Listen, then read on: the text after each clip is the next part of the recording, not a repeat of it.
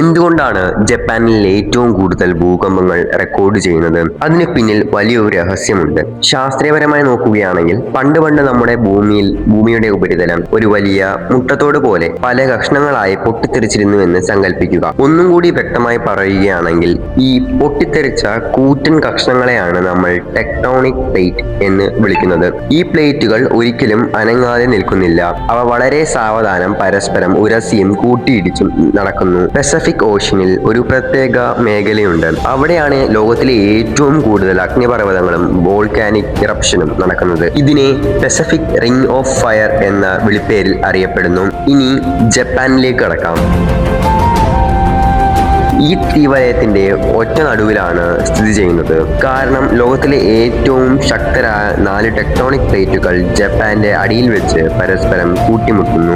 ഇനി ആ പ്ലേറ്റുകൾ ഏതൊക്കെയൊന്ന് നോക്കാം. Pacific plate, Philippine Sea plate, Eurasian plate, വടക്കേ അമേരിക്കൻ പ്ലേറ്റ് എന്നിവയാണ് ഈ പ്ലേറ്റുകൾ.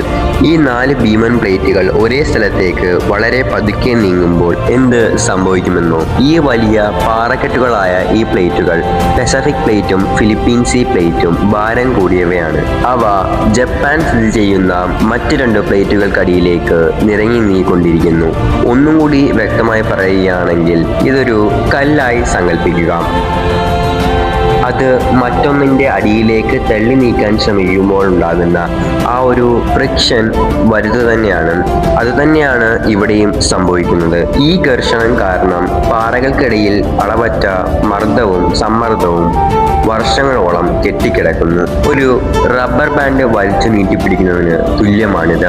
നിങ്ങൾ വലിച്ചു നീട്ടുന്നതിനനുസരിച്ച് അതിലെ സമ്മർദ്ദവും കൂടിക്കൂടി വരും. അവസാനം അത് ടെക്ടോണിക് പ്ലേറ്റുകളുടെ കാര്യത്തിലും ഇതുതന്നെ സംഭവിക്കുന്നു. കെട്ടിക്കിടക്കുന്ന സമ്മർദ്ദം ഒടുവിൽ താങ്ങാനാവാതെ വരുമ്പോൾ ആ ഊർജം മുഴുവൻ ഒറ്റയടിക്കൊരു ആഘാത തരംഗമായി മാറുന്നു.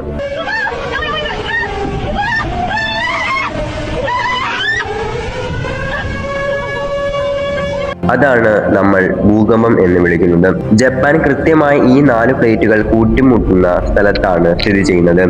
ഈ ഊർജം പുറത്തേക്ക് വരുന്ന സംഭവം മറ്റ് രാജ്യങ്ങളെ അപേക്ഷിച്ച് ഇവിടെ ആയിരക്കണക്കിന് തവണ ആവർത്തിക്കുന്നു. അതുകൊണ്ടാണ് ജപ്പാനിനെ ഭൂകമ്പത്തിന്റെ നാടെന്ന് വിശേഷിപ്പിക്കുന്നത്. രാജ്യം ഇങ്ങനെയൊക്കെയാണെങ്കിലും ജപ്പാനിലെ ജനങ്ങൾ ഈ ഭൗമയാഥാർത്ഥ്യത്തെ ഉൾക്കൊണ്ട് ലോകത്തിലെ ഏറ്റവും മികച്ച ഭൂകമ്പ പ്രതിരോധ സംവിധാനങ്ങളും വികസിപ്പിച്ചെടുത്തു.